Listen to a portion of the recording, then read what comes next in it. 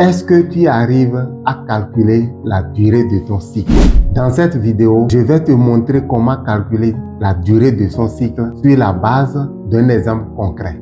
Ce sera un exercice qu'on va faire ensemble et je t'invite à avoir un papier et un stylo pour prendre note. La première chose que tu dois savoir, c'est que pour calculer la durée d'un cycle, il faut disposer de 6 dates de règles. Et je vais te donner en exemple 6 dates de règles que tu vas noter. La première date, c'est le 23 janvier. La deuxième date, c'est le 23 février. Troisième date, 27 mars. Quatrième date, 26 avril. Cinquième date, 24 mai. Et la sixième date, le 22 juillet.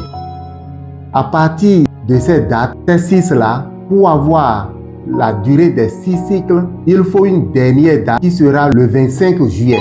Donc, je voudrais répéter le 23 janvier, le 23 février, le 27 mars, le 26 avril, le 24 mai, le 22 juin et le 25 juillet. Le 25 juillet. Donc, à partir de cette date, nous allons faire l'exercice pour calculer la durée. Le premier cycle a commencé le 23 janvier. Ce premier cycle qui a commencé le 23 janvier, terminé le 22 février. Parce que le 23 février, tu as eu encore les règles. Donc, le cycle qui a commencé le 23 janvier est terminé le 22 février, c'est-à-dire la veille des règles de 23 février.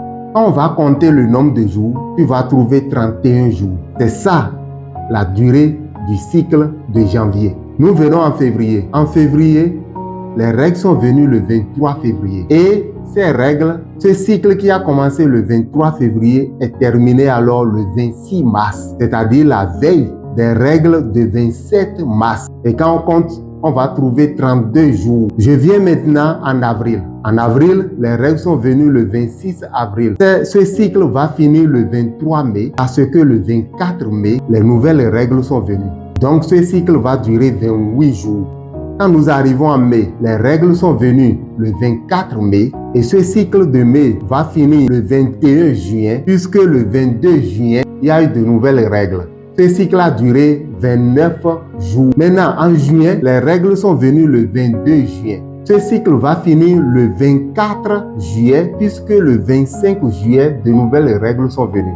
Quand on calcule, on va trouver 34 jours. Donc, tu vois, le début du cycle, c'est le jour où les règles sont venues. Et la fin, c'est la veille des règles prochaines. Et il faut compter le nombre de jours qui séparent le premier jour des règles et la veille des règles prochaines. Et on a trouvé les durées.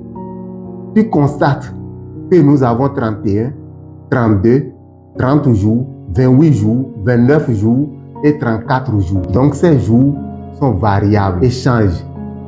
Donc, non seulement nous connaissons la durée de chaque cycle, mais la durée varie. Ici, nous sommes en face d'un cycle irrégulier. Maintenant, quand on est en face d'un cycle irrégulier, on demande quel est le cycle le plus court. En regardant les nombres 31, 32, 30, 28, 29 et 34, toi-même, tu constates que le cycle le plus court, c'est le cycle de 28 jours et le cycle le plus long, c'est le cycle de 34 jours. Donc, on va conclure que ce cycle est irrégulier et le plus court va faire 28 jours et le plus long va faire 34 jours. Voilà comment on détermine un cycle. Il faut le faire sur 6 cycles. Et pour avoir la durée de 6 cycles, il faut disposer de 7 dates de règles. Et le principe veut que le cycle commence le premier jour des règles et je dois m'arrêter à la veille de la date des règles qui ont suivi. C'est en procédant comme ça que tu connais ton cycle. Si par exemple, en faisant cet exercice, j'avais trouvé 30 jours, 30 jours, 30 jours sur les 6 cycles-là, alors je dirais que mon cycle est régulier et dure 30 jours. Voilà l'exercice. J'espère que tu as compris. Dis-moi en commentaire ce travail que tu as déjà fait préalablement. Combien de jours dure ton cycle? Quelle est la durée de ton cycle? Et est-ce que c'est un cycle régulier ou cycle irrégulier? Note-le dans le commentaire.